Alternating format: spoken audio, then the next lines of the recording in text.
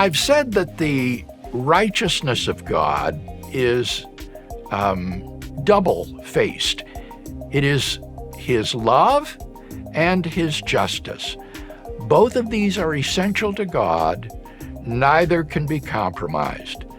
God's justice demands punishment for sin rightly deserved.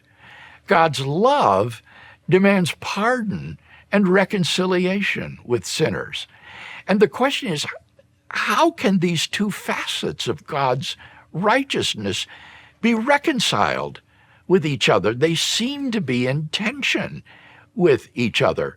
And I think the answer is the cross of Christ. At the cross, the justice and the love of God kiss.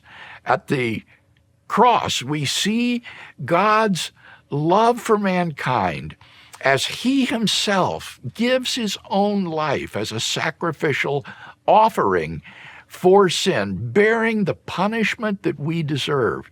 And yet at the same time, we see the terrible wrath and justice of God upon sin as Christ bears the punishment that we deserved vicariously. He dies in our place and so bears for us the brunt of the entire wrath of God that we deserved.